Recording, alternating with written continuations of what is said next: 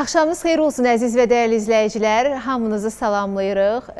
11 ayın sultanı Ramazan ayında, gözəl bir gündə Allahdan bütün dualarınızın, tutduğunuz orucun qəbul olmağını uca Rəbbimdən diləyirik. Orucunuzun içində olan nə dualarınız varsa qəbul olsun deyirik. Və bugün Geriyə Baxandanın qonağı var, dostlar. Azərbaycan Dövlət Akademik Musiqili Teatrın direktoru, əməkdar incəsənət xadimi, fəlsəfə doktoru Əli Qismət Lalayevdir. Axşamınız xeyir olsun, xoş gəldiniz. Axşamınız xeyir olsun, çox sağ olun.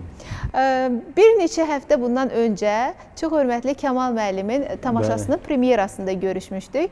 Əli Qismət müəllim o qədər şık görünürdü ki, dostlar, inanılmaz dərəcədə. Hətta heyran oldum. Dedim, Əli Qismət müəllim nə gözəl baxımlı bir formada hamının içindən seçilir. Necə baxırsınız özünüzə? Çox sağ olun, çox təşəkkür edirəm.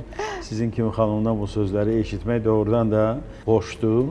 Amma istərdim ki, məsələn, gündəlik bir rejiminizi bizə söyləyəsiniz. Yəni, əsasən qidalanma çox önəmlidir. Qidalanmada nələr olar, nələr olmaz? Gün ərzində rejiminiz necədir? Yürüyüşünüz varmı? İdman varmı? Mən desəm ki, yürüyüşüm var, idman var, yalan olar və mənə televiziyadan baxan tanışlarım deyər ki, yox, bu düz deyil. Mən yürüyüşüm yoxdur, idman yoxdur. Hərdən bir üzgüçülüyə gedərəm, onda da mən nəvələrim gedəndə mən zordan istəyərlər aparsınlar, mən onlardan üzgüçülüyə gedirəm, yəni bu formada. Bir də hərdən bir yenə də onlar bulvara düşürlər ki, biz bulvara çox yaxın bir ərazidə yaşayırıq və onlar bulvara düşəndə hərdən bir o da, əgər məni yoldan çıxara bilsələr, onlardan gedirəm.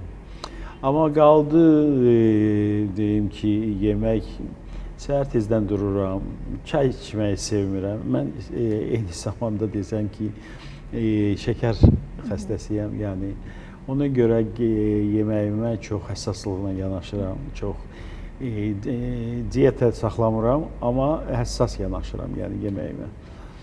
Səhər tezdən Allah verəndən bir tikə yeyirəm, günorta işdə yeyirəm mən. Bizim çox gözəl bufetimiz var, yəni teatra gəlib gedənlər bilirlər. Orada aktyorlarımız üçün çox gözəl bir kiçik bir yeməkxana var və o yeməkxanada nə pişirsə, bizim aktyorlarımız, əməkçilərimiz, orada texniki işçilərimiz nə yeyirsə, ondan Allah verəndən bir tikə də mən yeyirəm. Axşam da yenə də evdə gedirəm, mənə uyğun nələrsə hazırlayıblarsa, onu yeyirəm. Bax, bu qədər belə xüsusi yemək rasionum yoxdur. Demək ki, daha çox oturaq həyat sürürsünüz. Daha çox oturaq həyat sürürəm. Amma teatrda təbii ki, hərəkət eləyirəm. Necə idarə edirsiniz teatrda çalışan aktyor heyətini? Çox emosiyaya qapılan insanlar olur, zaman-zaman etiraz səsini ucaldanlar olur. Hətta yəqin ki, mətbuatda tanış olursunuz bəzi müsahibələrlə. Təbii ki, baş verir, bunlar da olur. Böyük bir kollektivdir, 400-ə yaxın işçimiz var və deyim ki, təkcə aktyorlarla bitmir, dramatik teatrlarda ancaq aktyorlarla necə deyərlər, direktor münasibətləri arasında nələrsə ola bilir. Amma bizdə 25 nəfərlik balet truppası var, 25 nəfərlik xor truppası var və 50 nəfərlik orkestr var. Sonra yaradıcı insanlar, rejissorlar, rəssamlar və dirijorlar. Və düşünürəm ki, bunların hamısını idarə eləmək doğrudan da asan bir məsələ deyil. Amma öhdəsindən gəlməyə çalışırıq və nəzərə alanda ki, mən uzun illər Mədəniyyət Nazirliyində 15 ilə yaxın bir müddətə çalışmışam və bütün ölkə teatrları mənim kuratsiyamda olubdur. Yəni 31 teatr təsəvvür edin ki, idarə eləyirdik o vaxt. Bizim idarə eləyirdi, İncəsənət Baş İdarəsi və həmən idarəyə də mən rəhbərlik eləyirdim. İndi bu günləri 31 teatrın yanında bir teatr idarə eləmək o qədər də böyük bir məsələ deyil yəqin ki. Amma təbii ki, zaman da başqadır, insanlar başqadır və mən həmişə çox böyük sayğı ilə yanaşıram o insanlara. Bilirsiniz, onlar fərdlərdir, hamısı yaradıcı insanlardır və hər kəs elə başa düşür ki, ondan istedadlısı yoxdur.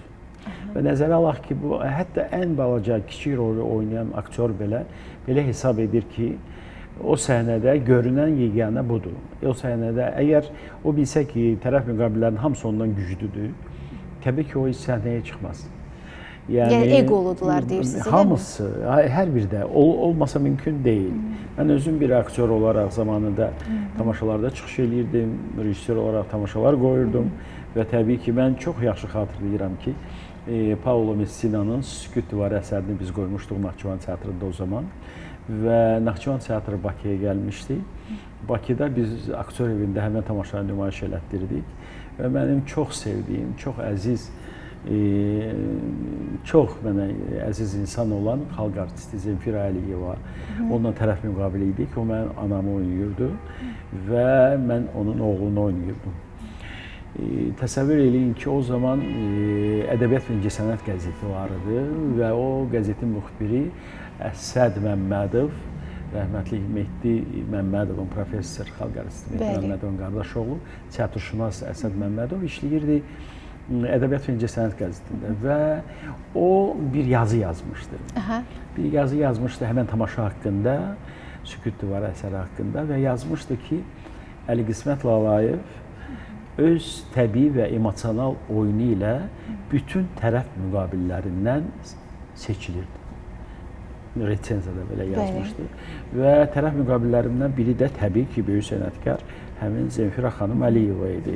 O eyni zamanda Ali Sovetin deputatı idi. Yəni çox şöhrətli bir aktrisa idi. İnanırsınız ki, nə qədər məni nə qədər belə çox istəsə belə, nə qədər məni necə deyərlər, hər yerdə məni tərifləsə belə, çox incimişdi o Əsəddən ki, Əsəd niyə belə bir şey yazıb ki, Əli Qismət Lalayev hamıdan fərqlənirdi. Qısqanclığı. Və mənə dedi ki, o hamını yazanda mən ora daxil deyiləm. O birisləri yazır, o birisi tərəf müqabillərindən. Məndən seçil, mənim səviyyəmdə oynaya bilərsən, amma məndən seçilə bilməzsən.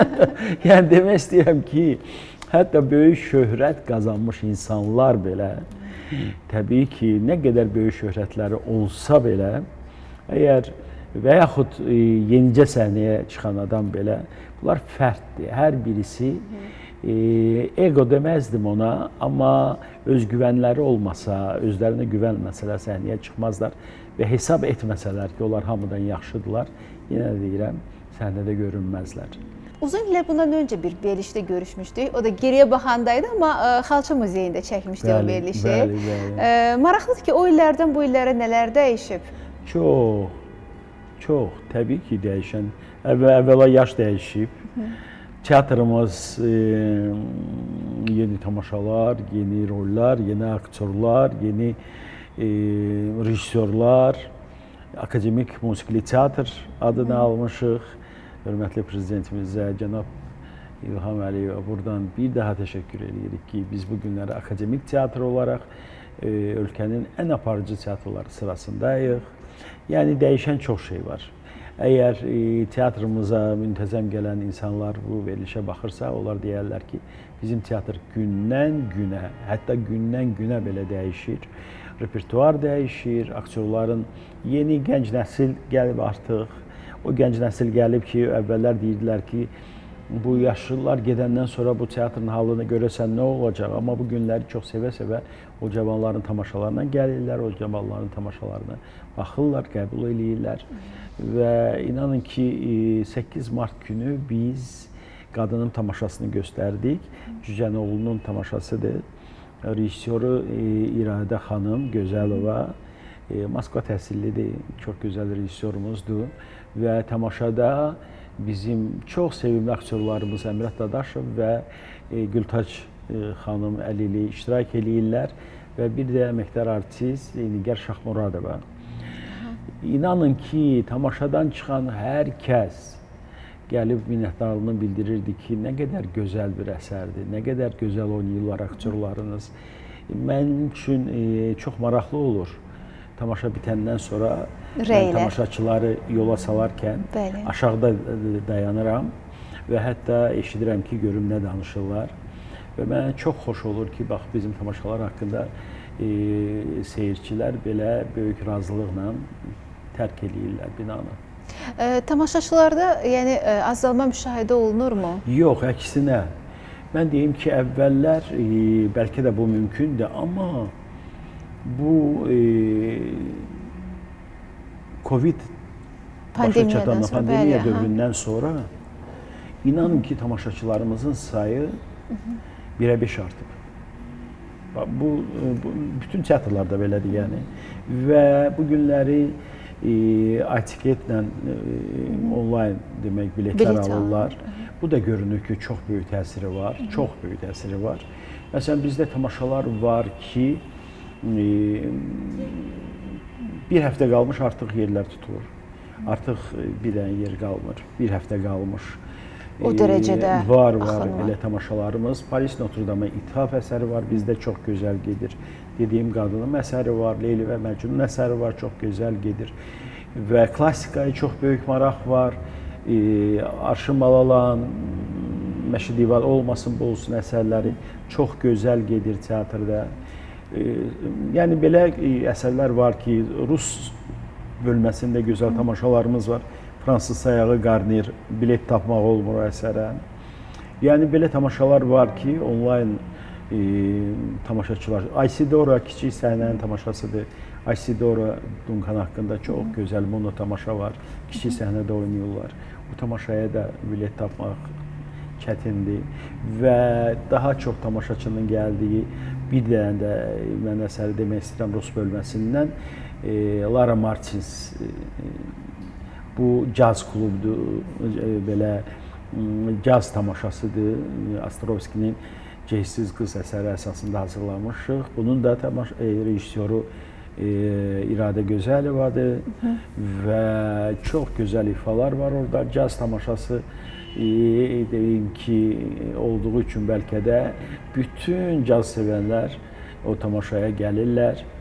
O birisi adını çəkdiyim tamaşaların rejissoru isə Samir Qulamovdur. O Paris Notre-Dame'a da quruluş veribdi və Leyli Məcnun'a quruluş veribdi. Bəli, aydındır. Əlqismət müəllim, ümumiyyətlə maraqlıdır ki, sizin teatrda çalışanların səsinin olmağı vacibdirmi? Çox, təbii, təbii. Bilirsiniz, dramatik teatrda işləyənlər ancaq mətndən işləyirlər. Hətta o teatrlarda, mən həmişə bunu deyirəm, o teatrlarda əgər aktyorun bir balaca səsi olursa, deyirlər ki, bunun çox gözəl oxumağı var və yaxud gözəl bir balaca rəqs etməyi bacarırsa, deyirlər çox gözəl plastikası var. Amma bizdə bunlar məcbur edir. Yəni, məcbur olaraq o aktyorlar oxumalıdırlar müəyyən partiyaları və balet hamısını. Təbii ki, burada hamısı böyük vokal ifaçıları olmur.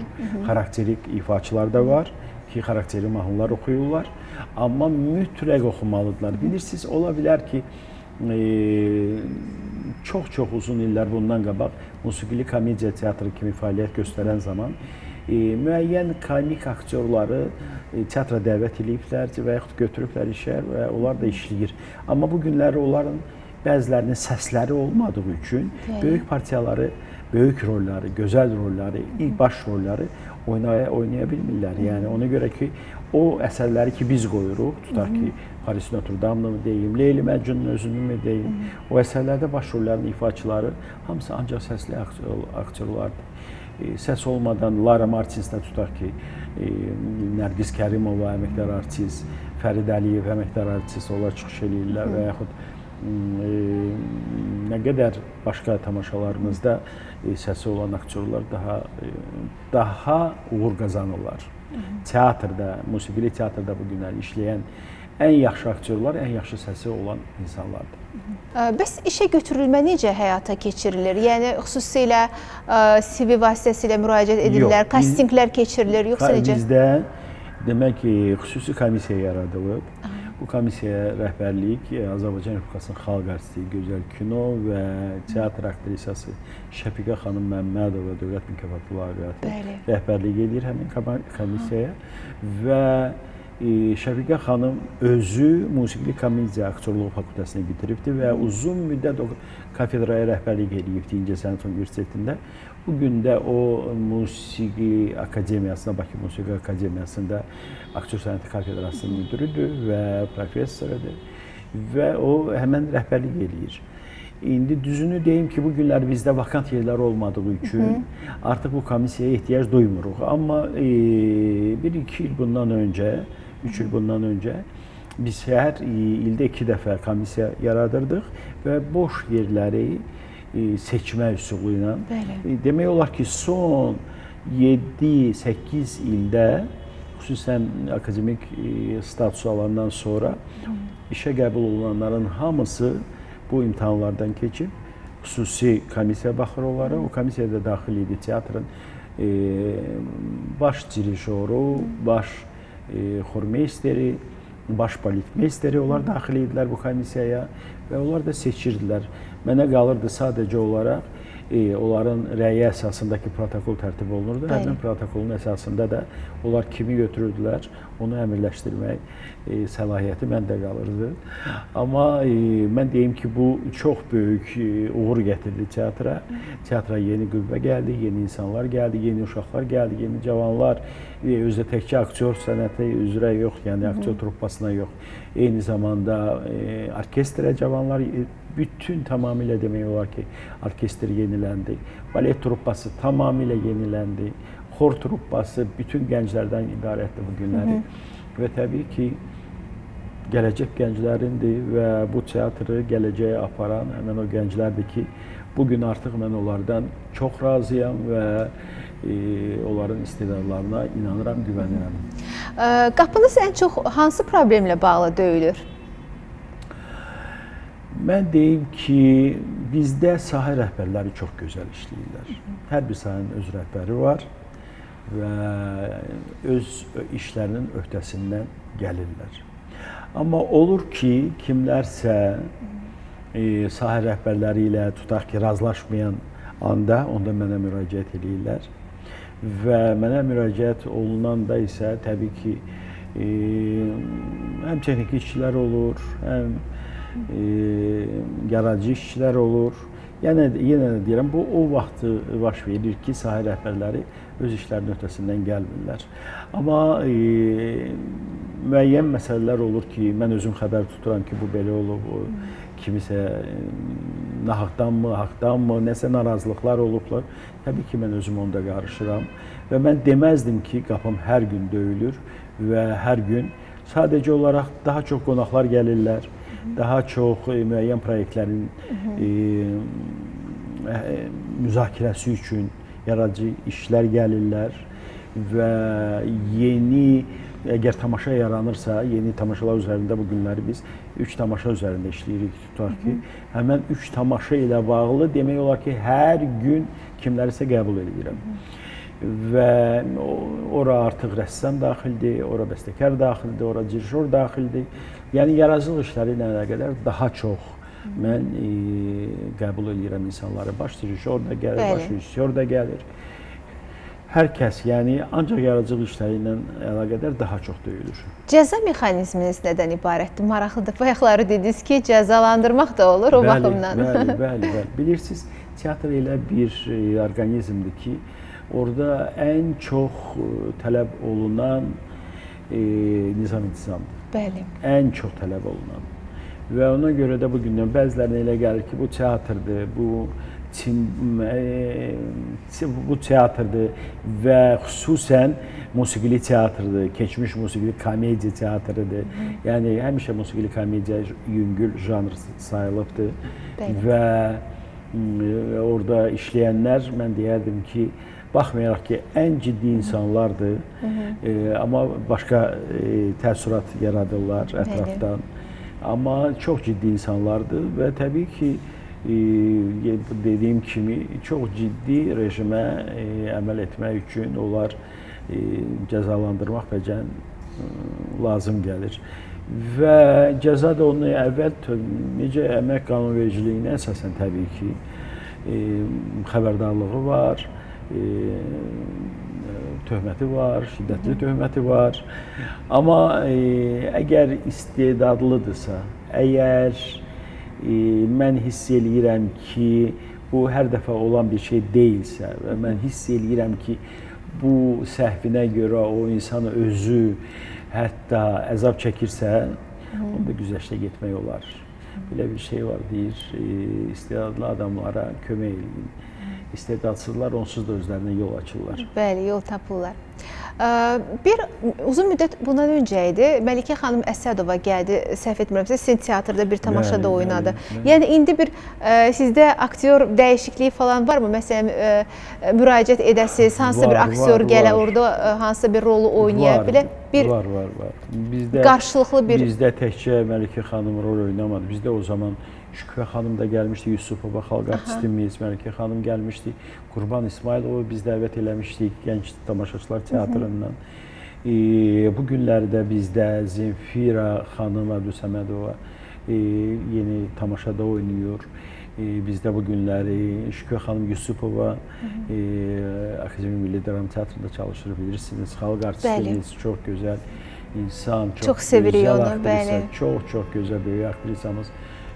Bu yaxınlarda İnanıram adlı bir tamaşa oynadı Ülviyə Heydərovanın əsərini və deyim ki, çox böyük uğurla getdi. Müharibə mövzusundadır. Bilirsiniz, biz o zaman o aktrisalara, o aktyorlara müraciət edirik ki, bilirik ki, onların ifaları bizim teatrımıza nəsə verəcək, nəsə gətirəcək. Onda biz həmən aktyorlara müraciət etməyi lazım bilirik. Bu tamaşanı, Şükrə xanımın əsərini demək ki, Leonid aktyorumuz var, Moskvadan gəlibdi. O Leonid Kleç, o qoyubdu və deyim ki, çox maraqlı bir tamaşadır, İnanıram tamaşası. Müharibə mövzusundadır və ümumilikdə müharibənin insanlara, ailələrə gətirdiyi böyük bədbəxtliklər haqqında bir balladadır. Bütün həyatınız teatrdan mı ibarətdir? Yoxsa istərdim ki, biraz o çərçivədən çıxsaq? Mənim bütün həyatımın demək olar ki, çox hissəsi teatrda keçir və həmişə də belə olubdur. Həmişə işdə olmuşam, həmişə işdə olub. Amma bu günləri mənim həyatımı eyni zamanda nəvələrim çox doldurur. Çox doldurur nəvələrim. Neçə nəvəniz var? 6 nəvəm var. Artıq böyüyüblər. Biri artıq icra hakimiyyətində çalışır. Biri universiteti təzə bitiribdi, Bakı Dövlət Universitetinin Beynəlxalq Münasibətlər Fakültəsini bitiribdi. O birisilər 4 nəfər nəvəm isə hələ məktəblidirlər. İkisi təhsil alır 6 nömrəli məktəbdə, ikisi isə xoreografiya məktəbində. Və mən bir nəvəm dünya çempionudur, gimnastika üzrə. Nə gözəl. Və bu günləri o məşğul olur, düzdür, xoreografiya ilə məşğul olur. Amma eyni zamanda onun diqqətini indi çəkib gimnastikada xoreografiya. Yəni gimnastikada rəqslərin quruluşu ona daha çox maraq göstərir. O eyni zamanda gözəl rəssamdır, çox gözəl əsərlər çəkir. Mən deyirdim, bəlkə rəssamlıq fakültəsinə gedəcək, amma belə olmadı. O yenə də xoreografiyanın, gimnastikada xoreografiyanı seçdi. Bax, belə o uşaqlar mənim həyatımı doldururlar və ən balaca nəvəmin 6 yaşı var. O bu günləri ingilis dilini bilir və təbii ki, rus dilini bilir. 6 yaşında. 6 yaşında Azərbaycan dilini bilir, İspan dilini öyrənir. Bax, belə, yəni mən şok, yəni 6 yaşında uşaqda fərasət. Onlar mənim həyatımı doldururlar. Mən deməzdim ki, bu günləri İspan dilində təmiz danışır, amma öyrənir. Hər halda 6 yaşında uşaq üçün yəni gözəl göstəricidir. Bu yaxınlarda sürücü deyir ki, mən onu məktəbdən gətirirdim. Deyir, təzə sürücüdür. Ondan soruşur ki, səndən nə dilində danışacaq? Yəni bu qədər. O uşaqlar mənim həyatımı doldurur. Özü də deyim ki, mən fəxr eləyirəm bu günləri ki, mənim belə evlatlarım var. Yəqin ki, onlar da sizlə fəxr eləyirlər. Belə o qədər yəni yaşınızı göstərmirsiniz ki, adam belə baba da deyə bilmir sizə, amma ki onlar mənim üçün bu günləri ən gözəl ad baba adıdır. Ən gözəl fəxri addır. Bilirsiniz, uşaqlar özü də onlar bütün valideynləri bir tərəfə qalsın, bütün işləri mənləndir. Telefon zəng vurursa, baba filan. Telefon zəng vurur, baba filan. Onlardan zəng gələndə mən dünyanın 7-ci qatında oluram və göyün 7-ci qatından o sevincimi paylaşmaq üçün adam axtarıram ki, mənə zəng vurdu, belə dedi, mənə zəng vurdu, belə dedi. Yəni, uşaq, bilirsiniz, uşaqların özü belə mənim üçün o qədər sirlidir ki, o qədər sirli dünya. İstəyirəm onları tamamilə öyrənə bilim, nə istəyirlər, nə edirlər və bəlkə də hər kəsdən nə isə əsirgəyə bilərəm, amma uşaqlardan heç nə əsirgəyə bilmərəm. Əli-Qismət müəllim, çox maraqlıdır ki, indiki uşaqlar bizdən fərqlənirlər. Onlar artıq dünyaya o qədər cəmiyyətin o müasirliyinə o qədər inteqrasiya olunmuş formadadırlar ki, texniki avadanlıqlara, mobil telefonu belə az qala bələddə uşaq belə mobil telefonun dilini bilir ki, necə idarə etmək lazımdır. Bu qorxutmur ki sizi gələcək üçün? Yox, əgər dünya buna gedirsə, bütün dünyada bu var. Mən çox qorxurdum əvvəlcə. Mən həmişə qızlarıma deyirdim ki, uşaqlardan yığışdırın bu telefonları, bu telefon verməyin. Mən indi görürəm ki, onların bəzi informasiyaları məndən daha çoxdur. O yaşda olanda, məsəl üçün mən Dəniz nəvəm, o çox kitabları sevir. Biz gedirik kitab evində, hərdən oradan kitablar alırıq və mən görürəm onun leksikonunda nə qədər gözəl sözlər var. Təbii ki, burada kitabın rolu böyükdür. Amma o qədər gözəl sözlər işlədirlər, o qədər gözəl fikirlər deyirlər. Mən düşünürəm ki, bu vaxt onların yaşında mən o fikirləri deyə bilmirdim. Və yaxud balacası deyirəm, maşından oturubdur, sürücü təzədir və ondan soruşur ki, biz nə dilində danışacağıq? Biz onu deyə bilməzdik. Biz indi belə deyə bilmərik bəlkə də. Biz onu deyə bilməz, indi də bəlkə siz deyən kimi deyə bilmərik. Amma bu uşaqlar deyirlərsə, demək bizdən daha ağıllı deməzdim, amma daha çox biliklidirlər. Daha çox biliklidirlər. Və onların da o biliklərini səhmana salmaq lazımdır, yoluna qoymaq lazımdır. Bu artıq bizdən irəli gələn məsələlərdir. Biz bunu eləməliyik, valideynlər bunu eləməlidir. Telefondur, planşetdir. Mən görürəm, əgər normal idarə edə bilirlərsə, düzdür, vaxtlarının çoxunu onda keçirirlər. Maşına oturdular da telefondadırlar. Təkcə məktəbdə, mən onun tərəfdarıyam ki, məktəbdə uşaqlardan telefonu alırlar, saxlayırlar, bir də dərsdən çıxanda verirlər. Mən buna çox yaxşı yanaşıram. Nəyə görə? Telefon lazımdır ki, çıxanda əlaqə saxlasınlar, bilsinlər. İndi zaman başqadır. Qabaqlar bizi ötürürdülər məktəbə və məktəbdən də qayıdıb gəlirdik evə. Amma indi təbii ki, bütün uşaqları valideynlər qarşılayırlar, valideynlər aparırlar. Məncə, hər evdə belədir, hər ailədə belədir. Və onlar çıxanda təbii ki, bizdən əlaqə saxlamalıdırlar ki, mən məktəbdən çıxmışam, biz də onlarla ünsiyyətdə olaq. Yəni, ona görə məktəbdə telefonların alınması. Bir də indi onların dərsləri çoxdur. Səhər saat 9-un yarısı dərsə girirlər, 4-də, 5-də dərsdən çıxırlar. Hamısı, 4-ü də belə oxuyur. 4-ü də belə. Xoreografiyada oxuyan uşaqlar da məşğələləri olur, əlavə saatları olur, əlavə dərsləri olur. Amma çoxdur da, çox deyilmi? Çox. Amma yenə deyirəm, çox olsa belə öhdəsindən uşaqlar gəlirlər. Demək güclüdürlər, demək bizdən daha güclüdürlər. Bəli. Novruz bayramı gəlir qarşıdan. Adətən necə keçirdirsiniz? Biz hər Novruzu bir yerdə keçirməyi, yəni bir yerdə keçiririk. Amma bu çərşənbə axşamları da bir yerdə oluruq. Hamı yığılıb gəlir sizə, hə, bütün nəvələr? Hamı yığılır, bizə də gəlirlər. Bəzən kiçik qızım ilə yığışırıq. Niyə görə? Ona görə ki, bəzən süfrə arxasında oturmağımız uzun çəkirsə, onun uşaqları balacadır deyən, sonra evdən evə keçmək biraz çətin olur. Yəni, o öz evlərinə qayıtmaları. Ona görə biz onlarda daha çox yığışırıq. Kiçik qızım ilə daha çox yığışırıq ki, uşaqlar yuxusuları gəlsə belə gedib istirahəti rahat eləyə bilirlər. Amma daha çox onlarda oluruq. Və Novruz bayramında isə rayona gedirik. Ata yurduna gedirəm. Biz orada artıq həmişə biz belə görmüşük, uşaqlıqdan belə görmüşük, indi də belə doğmalarımızın məzarlarını ziyarət edirik. Hansı rayona gedirsiniz? Salyana. O qədər də uzaq deyil, amma gedirik və bizim ata yurdumuz var Salyanda. İndi o Hümmət Lalayev küçəsindədir. Atamın adını daşıyan küçədə yerləşir bizim ata yurdumuz. Bəs kim qalır orada indi? Orada qardaşım yaşayır. Qardaşım öz yoldaşı ilə və uşaqları ilə yaşayır. Oğlu və nəvələri ilə. Biz ora gedirik, orada Köhnə xatirələr yada düşür. Bəli, bəli. Axşama qaydası bəzən axşama qayıdırıq, bəzən axşam qalırıq. Amma həmən günü çox böyük səbirsizliklə gözləyirik ki, o Hümmət Lalayev küçəsindəki 11 nömrəli evə yığışaq və orada uşaqlığımıza qayıdaq. Bax, belə keçiririk. Uşaqlara da çox xoş olur ki, onlar da mənə qoşulurlar, gedirlər. Həm məzarları ziyarət edirlər, bilirlər.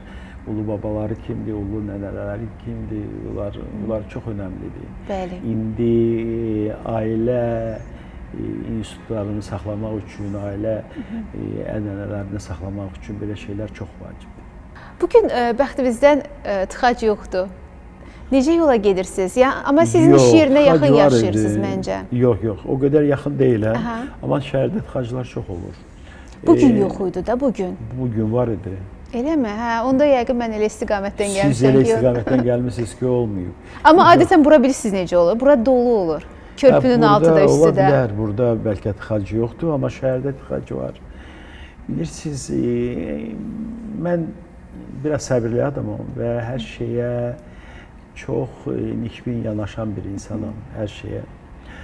Və bugün əgər evdən, bir ailədən 3-4 maşın çıxırsa, bu tıxaclar barədə gileylənməsək daha yaxşı olar. Demək, insanların şəraiti, insanların vəziyyəti daha yaxşıdır ki.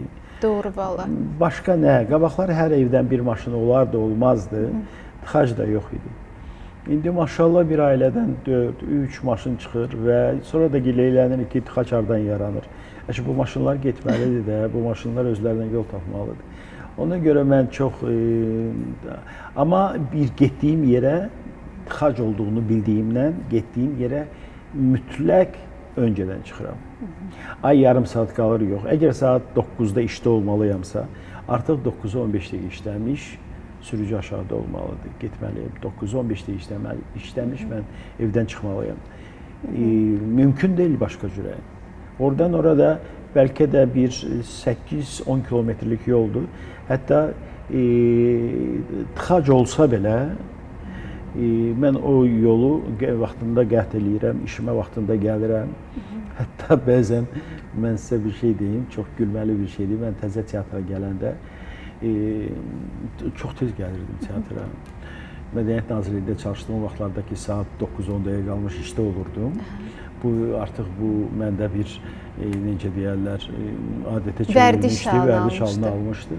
Və 9-a 15 dəqiqə qalmış, mən 10 dəqiqə qalmış, artıq qapıdan girirdim içəri və gəlib mənə deyirlər ki, xadimələr belə deyirlər ki, biz belə şey görməmişik. Direktor hamıdan əvvəl gəlir, oturur otaqda. Qoy işçilər gəlsin, ondan sonra sən gəl də. Yəni, mən buna adət eləmiş bir insanam və bugün də ona adət riayət etməyə çalışıram ki, vaxtında işə gedim. Amma iş saatım nə vaxt qutarır, o da bəlli deyil. Ona görə ki, tamaşa olur, tamaşa saat 7-də başlayır. 10-da qutarır tamaşa, onun yarısı qutarır və ondan sonra da bəzən tamaşada müəyyən səhvlər olursa, tamaşada müəyyən çatışmazlıqlar olubsa, hətta tamaşaçıları qəbul etmək, yola salmaq məsələlərində müəyyən iradlarım varsa, onda mən yığıram, o gün tamaşaya cavabdeh olan adamları, o gün kimin ki səhvi olub o insanları, onu müzakirə edirəm, deyirəm. Bayaq dediyim kimi cəzalandırıram sözlə. Bəli. Və bütün bunları eləyənə qədər saat 10 olur, 11-in yarısı olur. O zaman mən evə gedirəm. Bir teatr var idi. Uzun illər bundan öncə.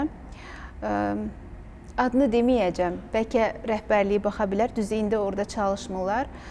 O qədər aqressiv olurdular ki, Əli-Qismət müəllim. Onların, yəni o pis aqressiyasından mən o teatra getmirdim. Mən yox, ətrafımızdakı olan insanlardan da gördüm.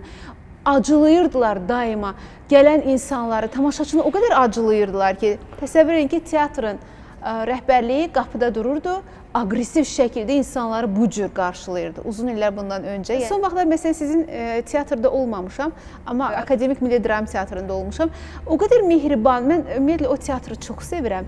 O qədər mehribanlıqla qarşılayırlar. Xoş gəldiniz, gülər üzlə. Əslində teatr belə olmalıdır da, amma bir də var aqressiv şəkildə. Vallahi indi mən bilmirəm o hansı teatrdır, heç belə çəkilişdən sonra deyəcəm sizə. Öyrənmək o arzum da yoxdur. Amma olur ki, bəzən hadisələr daimi, mən bunu daimi görürdüm amma. Bilmirəm. Xarakterdən asılı idi məncə.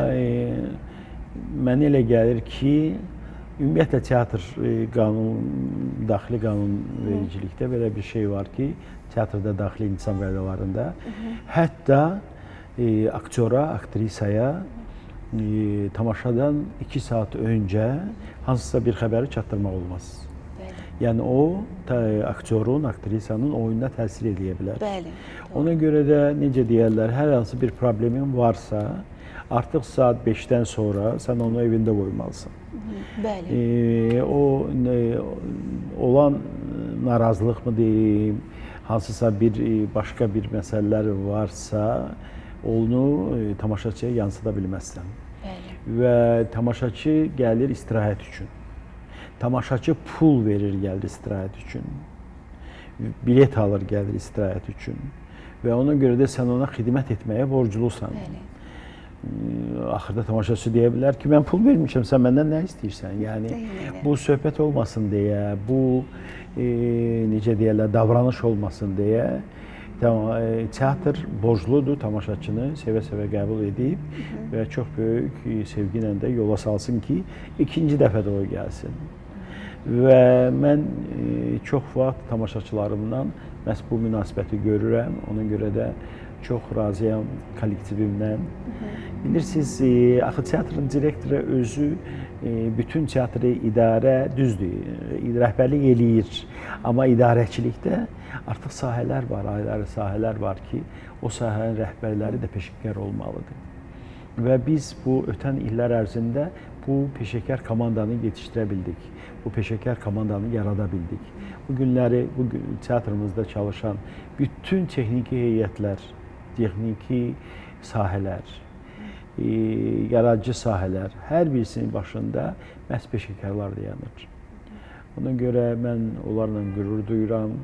Mən çox sevinirəm ki, bu teatrda çalışıram və bəzən qulağıma gələndə ki, çatanda ki, deyirlər ki, biz fəxr edirik ki, belə bir direktorumuz var və onda mən daha çox qürur duyuram.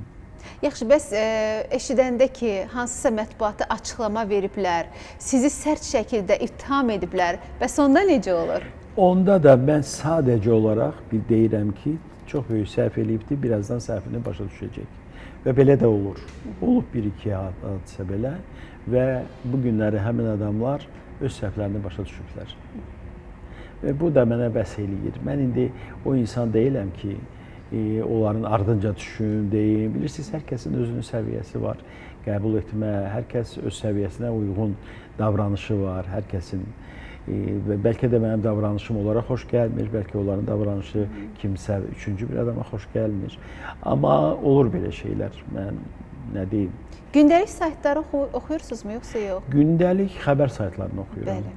Xəbər saytlarını gündəlik oxuyuram və başqa bir, ancaq WhatsApp-da varam. Ona görə ki, mənim telefonum hərdən bir işçilər bir-birinə mənim dediyim sözü deyirlər ki, sutkanın 25 saatı işləyir.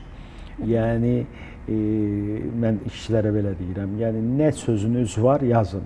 Doğrudan da belədir. Bəzən görürsən ki, gecə saat 12-də, 1-də əgər mən hələ yatmamışamsa, müəyyən bir şey yadıma düşürsə, mən WhatsApp-a yazıram ki, səhər tezdən duranda... Yox, qrup yoxdur. Tək-tək yazıram ki, məsəl üçün, mən unutmuşam sabah səhər saat 10-da filan işi görün, bunu eləyin, onu eləyin və artıq adət şəklini alıb da onlar üçün də həmişə gecə yarısı belə əgər oxuya bilsələr, səhər Cavab mütləq mənə verirlər. cavab verirlər. Neçə ildir orada rəhbərlik eləyirsiniz? 17-ci ildə artıq. 17-ci il. Arada nə qədər vaxt keçib? Bəs hazırda hansı tamaşalar oynanılır? Mən istərdim ki, bu haqqda da məlumat verəsiniz. Varmı sizdə yazıçıların, ssenaristlərin o dərəcədə yüksək səviyyədə yaza bilmirlər, qıtlıqdır, belə bir yox, hallar belə bilirsiniz, rastlaşırsınızmı? hər bir teatr çalışır ki, ən gözəl əsərləri teatra gətirsinlər. Teatr həmişə bayram olubdur, teatrda da bayramı yaradan o gözəl əsərlərdir.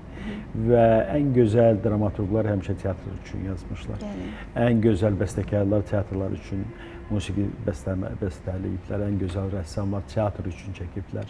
Və bu günləri təbii ki, hər bir teatr istəyir ki, özünün gözəl dramaturqu olsun, gözəl bəstəkarı olsun, rəssamı olsun. Yəni, yaradıcı heyət bunlardan ibarətdir ki, onlar artıq aktyorlar da təbii ki, aktyorsuz teatr yoxdur və tamaşaçı ilə üz-üzə qalan aktyordur və bütün bu komponentləri birləşdirən isə ən məsuliyyətli vəzifə rejissor nöqtəsinə düşür. Bugün bizim teatrda çox maraqlı bir-birindən tamaşalar var. Bayaqları adlarını çəkdiyim tamaşalar və mən deyim ki, bax, bugün ayın 5-də oldu gözəl premyeramız. Qorxma mən səninliyəm, Polad Bülbüloğlu'nun musiqisi əsasında bilirsiniz, belə bir film var və həmən filmin səhnə variantını biz hazırlamışıq. Polad müəllimin ikinci piyesidir, əsəridir bu bizim teatrda. Birinci əsəri Mən, Nəğməmə İnan, belə bir əsəri var idi, biz onu qoymuşduq. Gəldi deyəsin, özü oradaydı. Özü də oradaydı. Gördüm o şəkilləri. İndi də sabah da var, bugün də premyeradır. Sabahları da var bu əsər. Qorxma mən səninliyəm əsəri. Çox maraqlı bir əsərdir, zal dolu olur. Polad müəllim özü gəlir, tamaşada iştirak eləyir. Hər dəfə gəlirmi? Hər dəfə çalışır gəlsin. İndi Bakıdadır. Bilirsiniz ki, Milli Məclisin deputatıdır, Mədəniyyət Komissiyasının sədridir. Və ona görə də zaman olduqca tamaşalarında gəlir. Və mən sizə deyim ki, tamaşaçılar üçün də çox maraqlı olur ki, Polad müəllimi görürlər. Canlı əfsanəmizdir, Polad müəllim böyük harfimizdir. Bu günləri dünya şöhrətli bəstəkarımızdır Polad müəllim. Və onun teatra gəlməyi də, bizim teatra gəlməyi də bizim üçün böyük qürurdur. Və bayaqlar Kəmal müəllimin haqqında dediniz. Kəmal müəllimin bir əsəri bizdə hazırlanır indi. Gülçöhrə və Əsgər. Bu, Üzeyir Hacıbəylinin Arşın Malalan operettasının qəhrəmanları olan Gülçöhrə və Əsgərin sonraki taleyi haqqındadır. Çox maraqlı bir əsər alınıbdır. Cavanşir Quliyev bizim çox gözəl bəstəkarımız, əməkdar incəsənət xadimi Cavanşir Quliyev buna musiqi yazır və rejissoru, əməkdar incəsənət xadimi Əsgər Əsgərovdur. Və yeni başqa bir Elvis Presley haqqında eşitmişsiniz yəqin, dünya pop ulduzu. Onun haqqında çox gözəl bir əsər işləyirik. Əsərin rejissoru Ələkbər Tağızadəni biz Moskvadan dəvət etmişik və librettosu ona aiddir. Musiqisi isə Cavad Tağızadə hazırlayıb həm də dirijorluq eləyir, yəni aranjman ona aiddir. Bütün orkestrləşdirmə işini də Cavad özü çox gənc, istedadlı bir dirijordur Cavad və onun dirijorluğu ilə bu əsər hazırlanır. Yəni repertuarda gələcəkdə çox əsərlər var və indi məşqləri gedən əsərlər bunlardır və düşünürəm ki, yenə dediyim kimi, yeni rejissorlar, yeni söz deməkdir teatrda, yeni baxış deməkdir teatrda. Tamaşaçı isə bu yeni söz üçün, yeni baxış üçün həmişə teatra gələcək. Çox sağ olun. Təşəkkür edirik studiyamıza gəldiyiniz üçün. Düşünürəm ki, tamaşaçılar üçün də maraqlı olacaq. Həm də Novruz bayramı zamanı da yararlana bilərlər də. Sizə tamaşalar olacaq. Bəli, mən deyim ki, Novruz günlərində baxın, teatr, aktyor sənətinin ən çətin məqamları da odur ki, bayram günlərində, istirahət günlərində hamı istirahət eləyir. Amma biz tamaşalar oynayırıq və çox istəyirik ki, insanların bayramlarını təşkil edək, bayram günlərində onlara xoş əhval-ruhiyyə arzulayaq. Və demək istəyirəm ki, bayram günlərində bizim afişaları izləsinlər, ən gözəl tamaşalarımızı onlara təqdim edəcəyik və teatrımızın kollektivi adından, bütün yaradıcı heyət adından, bütün kollektiv adından Hər kəsin Novruz bayramını təbrik eləyirəm. Novruz günlərində onlara gözəl əhval-ruhiyyə arzulayıram və bu əhval-ruhiyyəyə sahib olmaq üçün mütləq teatra gəlin deyirəm. Teatr sizin həyat tərzinizə çevrilsin və bir də bayramınız mübarək olsun. Sizə can sağlığı və bir də can sağlığı arzulayıram. Ona görə ki, indiki zamanda can sağlığından gözəl həyatda heç nə yoxdur. Çox sağ olun, təşəkkür edirik studiyamıza gəldiyiniz üçün. Əziz və dəyərli izləyicilər, diqqətinizə görə minnətdaram. Gələn həftənin 5-ci günü axşam saat 11-də yenə də qarşınızda olacaq. Hələlik.